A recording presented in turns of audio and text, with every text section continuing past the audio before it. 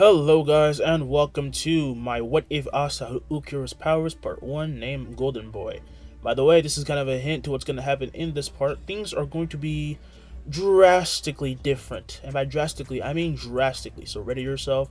I am going to go crazy. And at most this series will be about 4 parts, which seems to be the case for most of my What Ifs now. But it's because I keep hyping them up, but also just bringing in more stakes faster. And just trying to do something a little different.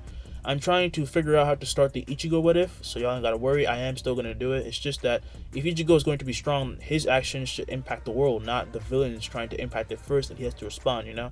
Trying to make it a little different. Also, I am reading the manga right now. Wow. Just wow. It's actually pretty amazing. It's great. It's amazing. Alright, let's just get into the What If. I hope you will enjoy. Don't forget to like, subscribe, hit the notification bell to stay up to date on all of my future videos, and let's begin. We begin with Father Orsi as he walks the streets of a forsaken realm town while snow falls. He was headed back home with some food he had gotten from the market meant for Yuno, who had grown to be the age of 6 by this point. But then he came across a little boy wearing rags and curled up in the snow and leaned in a dirty corner, and kneeling to the boy he asked, "Are you okay?" Lifting his head, a young Asta would then look emotionlessly on as he asked, "Do I look bad?" Orsi is confused by this answer and shrugs it off, asking if he would like a place to sleep, to which Asta responded just by looking at the old man, who soon starts to feel uncomfortable, but also more worried. What kind of experience could change a child so much, he thought. Putting his head back between his heads, Asta would then say to go on about his way. "The cold doesn't bother me," he'd say. But Orsi just couldn't let him stay there and pleaded that he come with him, only for Asta to stay unresponsive. So Orsi didn't want to force him to do anything, so he just took off his robe and wrapped it around him. When as Asta looks to see him running off, Orsi would then yell, "Don't worry, I'll be back, wait for me." As he is gone, Asta would then grip onto the robe. "I said I don't need it," he'd think.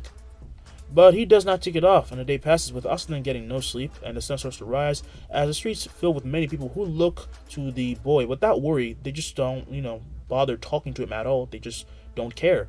They think of him as a street rat. This is when someone actually sits by him, and Asta would then turn to see Orsi, who lays down a basket full of food, and upon seeing the basket, Asta's stomach would then grumble as he said, "Right, I can get hungry now." Orsi laughs, saying that's a weird thing to say, and he would then say to dig in, "I spent all night on it." Asta can see his tired eyes and sighs. He then takes out a loaf of bread before then biting into it. "You don't have to worry about me." "That's what being a father is all about," said the priest. "Well, it's really good." "Of course, I made it myself." What's that?" He points to a book Asta had that he didn't notice until now, and it was so murky and dirty that Orsi was worried that it would infect him. "It's a keepsake," said Asta. And because he didn't want to pry, as Asta ate, Orsi would just stay and talk with him, and stayed uncaring what people thought of him, and he would just hang out over there with the street rat, enjoying his time. This kind of routine continued about 2 weeks, and Asta never went to the orphanage, and the snow just poured and poured.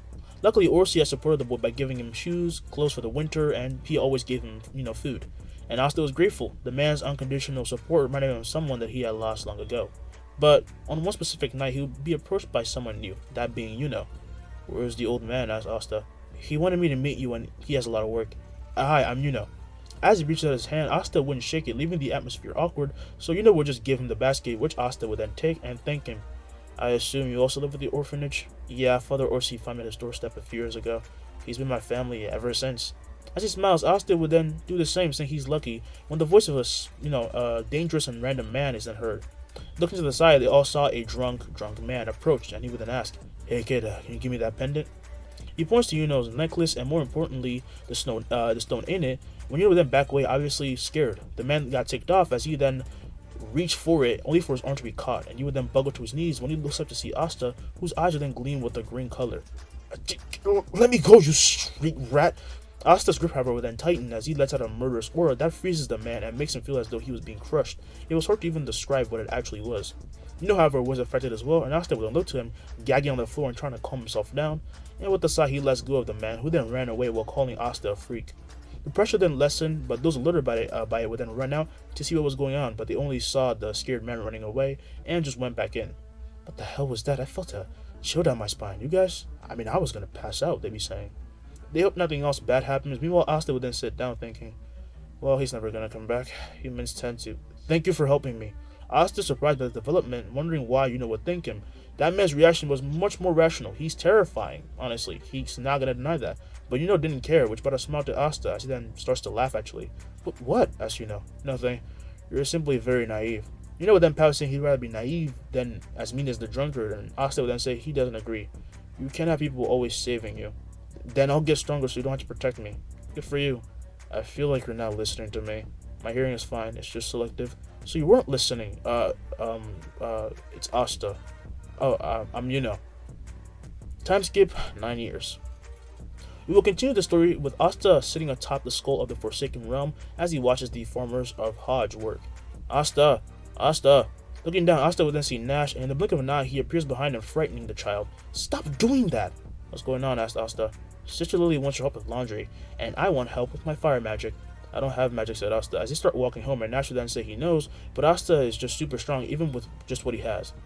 No one in Hodge can understand what Asta is. He breaks all phenomenon. His ability allows him to receive damage from. My bad. His abilities allow him to receive no damage from magic at all. He's never even gotten a scratch from it, not from anything, and not ever once in a sparring match has hurt him. And if Asta wants to, he can use this move named Sonido that he just used to move faster than light, making any good mage miss a lot. You'll be able to catch him. You cannot catch him. He had one move, but we'll talk about it later. You know what it is, though. The Sarrow. Asta still kept that dirty book with him, though. And, all through the years, he just had that. As they arrive home, Asta would then see Sister Lily washing the clothes with her water magic, while the other kids move about doing their chores. Out then walked holding a basket, and Lily would then hand the clothes over before he then starts to use his wind magic for a drying cycle. What was I needed for? Asked Asta. As Lily would then point to a bunch of wood, and she would then ask, could you use your Sarrow to get it done real quick? Walking forward, Asta would then see, however, that there is no need, as he grabs and throws all of them into the air, and the planks would then be split in half as he swipes forward once, and everyone is just left gasping before they clap. I didn't know you could do that, said Reka. Or the youngest would then run over, asking if he can know how to do that, and Orly would then run over as well, asking the same, but ruffling their hair, Asta would then say, no. Pouting, the two of them begin to hit him, saying that's mean, while Lily would then ask that Asta not be so harsh. Well, I can't see you'll be able to do what I can, but you'll be amazing regardless. Besides, I don't have magic anyway. He then turns and grabs the wood that he had cut up and disappears using Sonido, and Nash would then say, sometimes I think Asta forgets how amazing he is even without magic. He's just afraid of compliments, said From the back of the house, Asta would then yell, no, I'm not. You are, said Being right in front of him, Asta would then stare him down until panics. Fine, you're not, jeez. With a smirk, Asta would then disappear as everyone laughs while calls Asta a drama queen. After this, hours would then pass as slowly all the kids of Hodge begin to gather at the Grimoire Tower, but Asta would then wait by the forest behind it because he knows that it is impossible for him to get a Grimoire. And looking at his book, he holds it tight as he then leans by a tree, and he detects the fluctuations of a four-leaf clover Grimoire coming from the tower. Must have gotten it. He did always have good potential. Because he can sense the ceremony is also nearing its end, he starts to walk over, but he puts his book in his satchel, and he starts to take a stroll over, and he starts to feel a menacing power, so quickly he uses his Sonido to appear behind to see him chained by Revchi, who now held his grimoire. How did this happen? Asked Asta. I know, it was stupid, said Revchi then stares down at Asta and then bursts into laughter. What are you trying to do something, kid? I can't even sense a lick of mana from you. Yeah, I wouldn't do that, said But Revchi would just keep laughing, and then he actually stopped and thought, wait, how did he get here out of no? Before he can finish his words, however, in the blink of an eye, an impact strikes his stomach and makes him spew blood as Asta appeared before him while holding Yuno's grimoire, and this frees who walks to Asta. Jeez, that's a bit harsh. It's not my fault he's weak. Here, don't lose it again. He hands the grimoire back to who apologizes, and with a sigh, Asta would then say they should go. As they begin to fall into the forest from above, Asta would just land, using pure strength, while uses his wind to cushion himself, and he would then ask, so you're going, right? Of course, what would you do without me? I don't need your... Okay, disregarding what just happened, I won't need your help, because we're rivals. Good for you. Get a little excited, come on. I'd rather not, it's unneeded. As would then grown, we'll have another time skip of 6 months. And the two would train, Asta would work on the basics, while would get the hang of his spells. But one day, Asta just took a break and walked around when he heard the sound of a blade swishing through the air. He follows the sound as he reaches the home of Kruger, who will be doing repetitive slashes, and he finds himself captured by how the swordsman moves and wields his blade, and he just watches. Whoa, who are you? Yells Kruger, as he had just sensed Asta now because he couldn't sense it before. He doesn't magic, and with the bow, Asta would then apologize. I simply find your swordplay quite amazing. Kruger, hearing this, would then smile as he rests his blade upon his shoulder. Like it? Her name's Inquiry. She? You named your blade? Of course, it's not just a thing. The sword's empowered by my very soul, This intrigues Asta, who would say that he would like to learn such swordsmanship, which takes Kruger off guard, but he likes Asta's ambition. He would then say, okay, let's start off with gathering mana. I don't have any. However, Kruger would then say that's impossible. Has everyone ever told you that you have this presence about you? Well, only when you've gone through many battles like me can you see that essence. From Asta, Krura saw the swirling aura of sorts, and so he asked Asta, don't try to pull out mana, gather it from around you and bring it to your soul. Entranced by these words, Asta would then hold his hand out, and an explosion of Ryatsu surprises Kruger as he is brought to his knees, before the pressure quickly dissipates, and an enormous amount of mana begins to gather. We cut to Yuno, who freezes in a cold sweat when he senses this, and he turns as he said, that mana is ridiculous. Who the hell is that?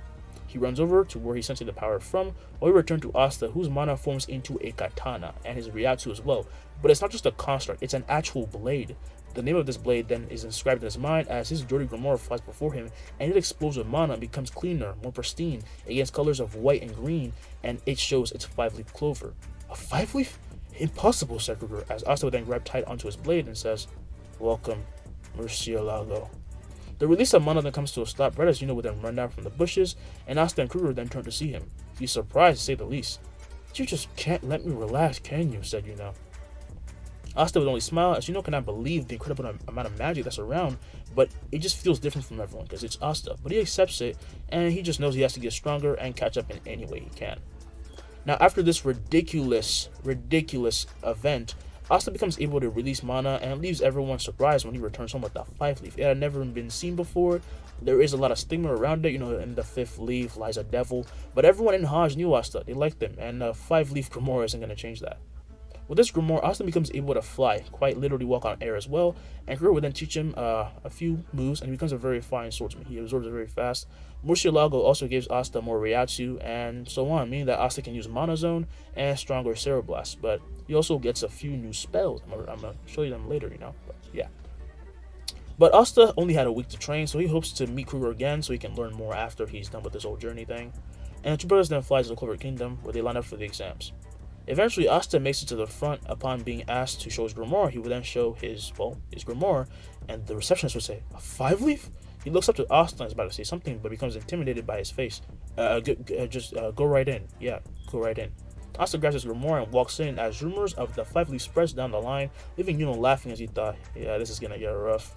He then hands over his grimoire to the receptionist, who yells, a 4-leaf? What the hell is going on today? And the mumbling intensifies as everyone wondered who they were, you know? Yuno would then get a number and go in, and Asta, with him and Asta then seeing some people being bothered by magic birds. But the very princess of the two would then ward them off, and almost all of them in the area. Look at them, they don't even have any trouble with them at all. Asta and Yuno are in the clear, as most people would then come in, and some girls would be swooning over them, especially Asta's emo stone cold face. Yuno gets the same reaction, but he's the more go-lucky out of the two, believe it or not. I'll make you believe it. Eventually, however, all the birds then flock away as the captains would arrive. Welcome, sorry for the delay. They look up to see them as the captains would then take seats and Vanjas would then stay standing, as he said. I know you must be excited, but be reminded that only the best of the best will survive. You're no longer just kids. You're mages. Everyone straightens up as Vanjas would then give the first test, and using his World Tree magic, he creates a flying broom that falls at everyone's feet. He will then have Siren demonstrate what they must do before they even begin, and when they do, Asta will then grab his broom, and begins to float on it as he would just, rise into the sky, and those who see him rise are surprised. And as he rises higher and higher, some just stay at average height. However, some aren't so lucky, and they can't even get off the ground. Yuno would make it as high as well, though, and he'll be standing on his broom as he meets Asta in the sky. He's that commoner with the 5-leaf, yes? Asked Nozel. Yeah, I thought it was just a myth. A 4-leaf and a 5-leaf, said Bonjons. They all quickly become invested and interested in the two, but mostly Asta, while from below, many noble brats would seethe in anger at these, country bumpkins doing something better than they could with ease. The next test has everyone attack a moving target, and Asta would simply point to it without even using his grimoire, and all the captains felt it. Is that Mana Zone? Asked Vigolion. At such a young age. How the hell did that brat learn something like that, thought Yami. Asero then gathers and blasts through her target as a shockwave makes everyone buckle, before Asta then puts his hands in his pocket and he walks off to wait for the next test. And while he leans against the pillar, he does with the bored look, when he sees an approaching noble, just sway his hair aside, trying to look like he's something, and he would then say, hello, commoner. Let me make some. Wait, where are you going? Get back here, said Salem. This was the name of this noble, and Asta was already leaving because he found him tedious, and the surrounding patients or participants, my bad, aren't surprised by this bravado because of his power, but think he's stupid to be angry and noble. Salem would get more angry, and as the next test arrived, Asta would shatter a boulder with another Sero and made a sword from mana and Ryatsu, which filled everyone with so much fear that they felt the power condensed in the construct was just too great. Watched from afar a second and thought, what the hell kind of creation is that? I can feel death from it. That's not normal. The pressure would lessen, though, allowing everyone to refocus, while Asta would then once again walk off. Yuno did amazingly well, and they both, of course, received a lot of those from nobles, and when the fighting portion came, for going and asked for the first contestants. Instantly, Silla would then call out for Asta, and they step in. It doesn't matter how many leaves you have, commoner, let me show you real power. Using his Grimoire gathers an enormous amount of mana, but while it is threatening, something about Asta's release was just more scary and more potent. You want to use that against him? Please, thought Yuno, right as Asta then takes a step forward, and Ryasu crushes everyone to the ground and cancels the magic of the panicking noble, while Asta just continued to walk forward. Show me then, the real power, the difference between you and I, noble. The pressure increases as by this point even the captains and their aides feel their bodies shaking, until Fulgurman would then yell, enough! Your opponent has lost. Asta didn't even notice the guy was foaming at the mouth by this point, and with a sigh, he turns and walks off, lessening his Ryatsu. What a disappointment, thought Asta, as people make way for him and he then walks back, while Yuno would sort of, catch his breath and say, that's a bit harsh, right? Come on. I thought he was being serious. I was not aware that nobles were so weak. Yeah, that was definitely on purpose, thought Yuno. The fights they continue as Yuno wins against his opponent, another arrogant noble, until the selection then came. It came time for Asta, however, and this isn't surprising, but he gets all hands. Everyone's hands get raised for him, and they'll be saying, like, amazing. It's not surprising, but wow. Man, I wish I was in this place right now. Looking around, Asta would then say, I will choose the Golden Dawn. No one is surprised by this choice, as Vanus would then smile, saying, welcome. With a nod, Asta would then walk off as he looks back to Yuno, and they both nod, and of course, all hands are raised for Yuno as well, and he chooses the Golden Dawn as well. We lost some good ones, said Fernal. Don't worry about it. We weren't expecting much anyway, said Yami. The selection then continues, and by the end, the two brothers follow Siren and Vanjans out of the Colosseum. Have you kept your brooms? Asked Vanjans. They both nod, and he says to follow as he flies to the skies, with Siren following, and using the brooms they head to the base. I'm looking forward to your results. This is Siren. I trust him very much, said Vanjans. Hi, I'm Yuno. Siren then looks to him and nods, as Asta would instead ask, does the Golden Dawn have training premises? You're just getting right to it, huh? Said Yuno. Von Sarver says that there aren't any, and as they reach a high mountain, he would then say, luckily enough, you have a lot of space, so feel free to use it. Thank you, sir, said Asta. They then descend at the base, and the gates are open to show the waiting members of the Golden Dawn at the front, with Nebi Alagdor before all of them, who bows, and as he does, everyone does as well. Welcome back, Sir Vanjans. These are your two members, said Vanjans. These two hail from the Forsaken Realm, so teach them about life at the kingdom. Upon hearing this, everyone gains hostility towards the two Bumbaski, as they promise to treat them like brethren, and Vanjans would then say good, as he makes everyone go in.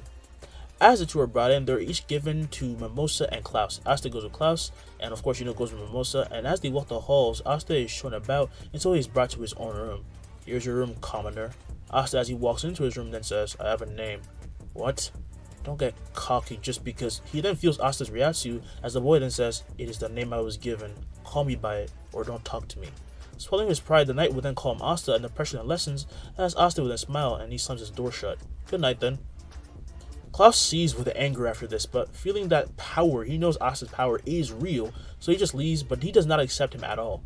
Mimosa, in contrast, was very kind to Yuno, and the two would then just go to sleep. The next day, Asta and Yuno, after getting up, are called to Vanjans' office and are given their robes, and he would then say, I'm well aware that there isn't much prejudice present, but I guarantee that once you show your capabilities, you will gain a family here. Yes, sir, I don't really mind anyway. If I can't, handle little classism, I can't be Wizard King, said Yuno. Well, surprised by this goal, Vanjans would then smile, saying, then I guess that makes us rivals. Yuno is surprised, but nods in an excited manner, because he wants a rival like that, and Vanjans still looks to Asta, who then says, I didn't come here to make friends. Then what is your goal here? I don't know. Something is fundamentally missing from this boy. A genius with no purpose, thought Vanjans, as he told Asta that he hoped he found a reason and a purpose here. Feel free to explore, get to know your teammates, and do as you please. Just don't go too far. With a nod, the two would then say okay and leave, and as they walk the halls, Yuno would then say, I know they don't like us, but we have to try, right? You're far too positive considering where we are. We're surrounded by spoiled nobles with inferiority complexes, said Asta. What did you say? Alagdor then approaches with two mages behind named Letoile and David. Repeat what you just said, commoner, said David. They stared him down with hate, but Asta would say, get out of my way. Alagdor would then grab Asta by the shoulder as he says, here? You don't get to speak in that vulgar tone. Yuno meanwhile then walks off as Latois would then try to say something, only for the three to be forced to their knees. Yeah, I was getting away because I knew that was going to happen, said Yuno. When I say get out of my way, I mean it, said Asta, as he lowered himself and met Alec face to face. Understood? He then walked off, releasing the pressure of Ryatsu, and the three begin to breathe heavily, as Yuno would then say, yeah, I think our enemies just doubled. Whatever, I'm gonna go train, said Asta, as he disappeared with Sonido. Meanwhile, Yuno would then head to the cafeteria. As Asta mixed it outside, he would then take a Murcielago and smile as it shined in the sun, and he then quickly took a posture and swung down, causing a shockwave to rip through the ground, before he then twists and thrusts to the right. Okay, a little faster, he thought, as he quadrupled in speed while releasing more and more mana, causing a tornado of wind to form due to his intense swings. For a while, while Asta, no. Actually, no, not for a while. He still does think. He still thinks that this kind of technique is subpar compared to his master, but some Golden Dawn members stepped out for their daily training and were shocked at what they saw. When Asta came to a stop after all of this, he then turns to see them and they would be left starstruck, but quickly they tried to hide this by bringing their hate back, and Asta would then sense this but say, do you perhaps want to train together? Looking to each other, the group would then say, sure, we're not going to lose easily to some commoner. Pointing his blade to his enemies, he then smiles, saying, make it worth my while. The Inner Nobles then ready their magic and attack, but in the blink of an eye, Asta appears behind them as they turn just as they all chopped on the head, and he would then say, too slow. One of the three, named Grim, would then ask, how can a commoner like you move so fast? It's called Sonido. Would you like to try again? He once again disappears and appears behind them as they ask him to stop cheating, and with a turn they attack again, and from the tower would then watch Langris, a tower of their base would then watch Langris as he grins from ear to ear. A 5-leaf. Still nothing in front of me, he thought. He's drastically wrong, but let him wallow in his sense of superiority, I guess. Now, in the following days, Yuno and Asta become popular for different things. Asta was the one who was always training and accepted many opponents, any opponents. If you wanted to fight and square up and talk about your hate towards commoners, he will take you on and kick your ass. And his sense of hard work and power came to actually impress everyone, because he just was like hardworking as hell. Even nobles who hated his commoner status just couldn't deny that. He's a hardworking guy. He took many missions, as many as 10 by the time they arrived. It had only been a few days, and even if they were minor, he did them, and he brought the Golden Dawn 5 stars. Now it's giving them now 80. While not on par with Asta in power, would shake the base when he and his brother fought. He did 4 missions, and after seeing Asta learn Mana Zone, he also quickly picked it up and took inspiration from his Sero to fight. He created a spell called Windstorm, which is a ray of mana. It is very similar to a Spirit Storm, but it's not enhanced by Spirit Magic. It's just a full-on blast of mana, Now, as Asta receives this attack with this sword for the first time, he's left impressed, but he cuts it apart with ease and disperses the beam, as down below, the knights would be left amazed. Quite good. Recognizing a voice, they all turn to see Von John's accompanied by Alec, and quickly they all bow and make way for him, as the two brothers then land down and bow as well. That was quite an amazing display, you two. There was actually a dungeon found nearby today. I would like to accompany Miss Mimosa in raiding it. Mimosa is surprised and says that it'd be an honor to go with the two, and the boys also said okay. Alright, newbies, don't get too scared. You're gonna pee your pants, Asta? I thought only commoners talk like that, said with them getting embarrassed, but it's because of that they become more lax.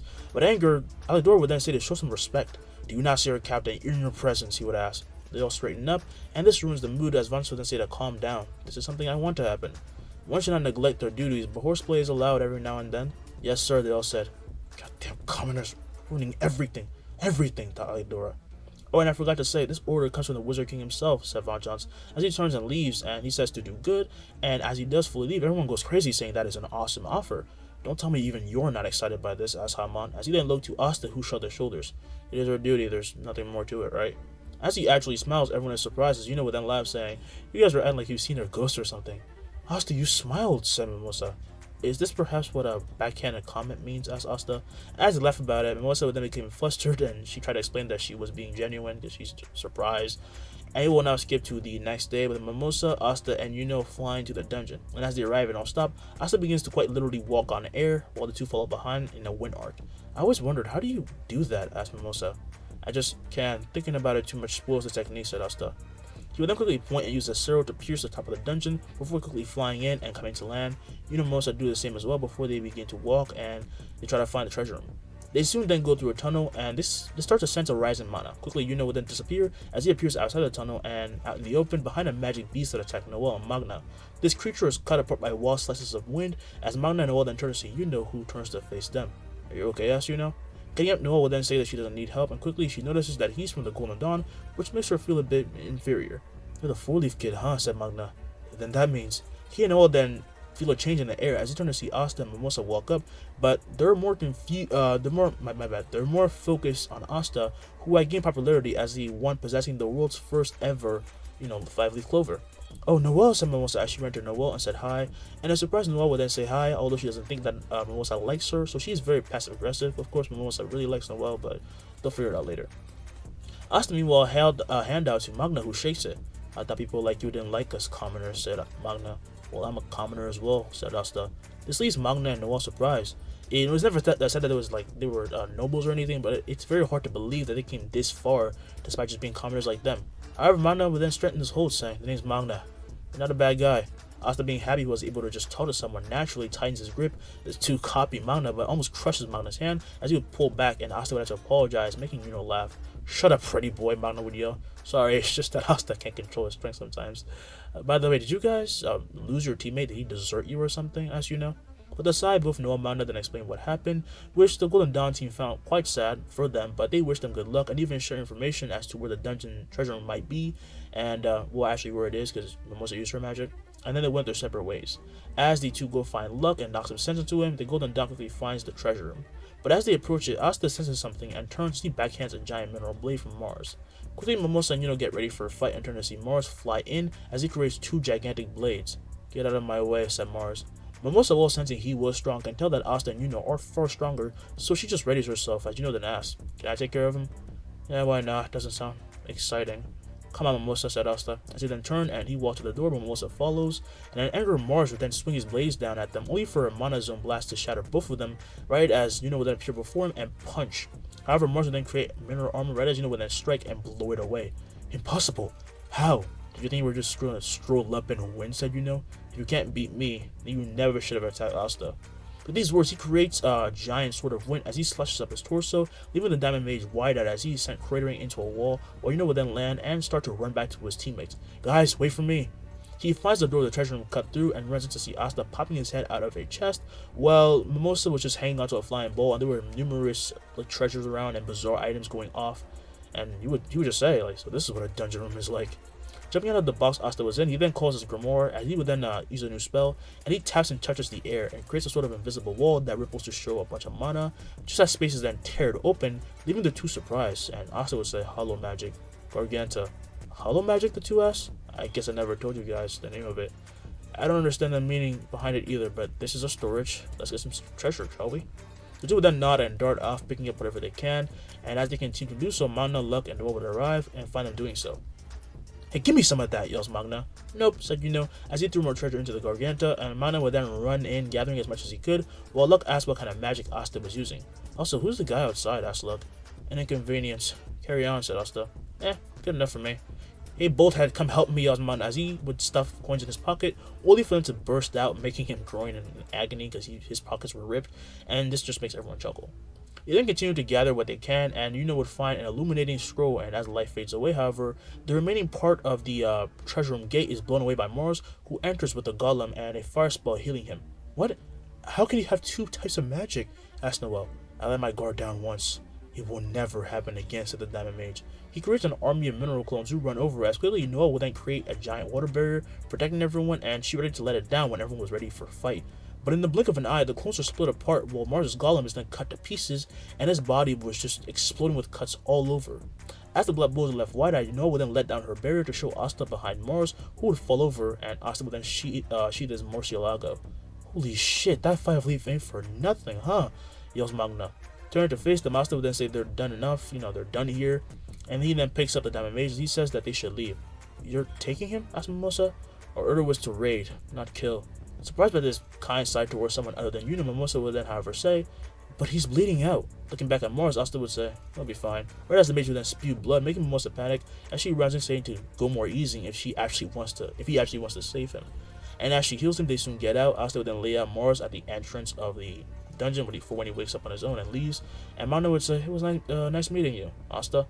"Likewise. Safe travels," Asta would say, as he and his teammates then flew away, and the bulls go their own way as well.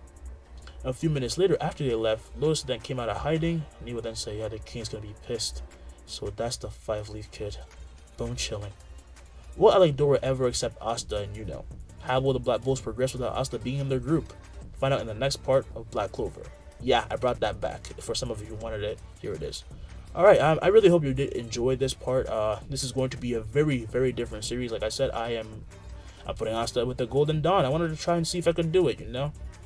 Also, it's kind of a test for my Kenpachi series because I have a whole thing planned out. I'm not going to tell you my plans for that either, but I have a feeling that you know what I'm about to do if I ever do a Kenpachi Asta What If, because there is only one way to do it right and respect Kenpachi's overpowered, self, even though I find some of his things to be plot holes. I don't care how much people Kenpachi, like how much people love Kenpachi Zaraki so much that they legitimately overlook the fact that he makes no sense. That's all I'm going to say. He's not plot armor, but he's just not written in a way that's conventional. Like, why is he holding back on everything when a war is playing? Whatever, I'm not gonna talk about this. I still have the series, so it's all good. All right, I'm gonna go work on the second part. If y'all get about like 2K likes on this, the next part might come tomorrow, so you never know. All right, I'm gonna get to it. I'm gonna see y'all later. I hope you enjoy the One Piece What If, the final part. Tell me what you thought, and yeah, later. I'm gone.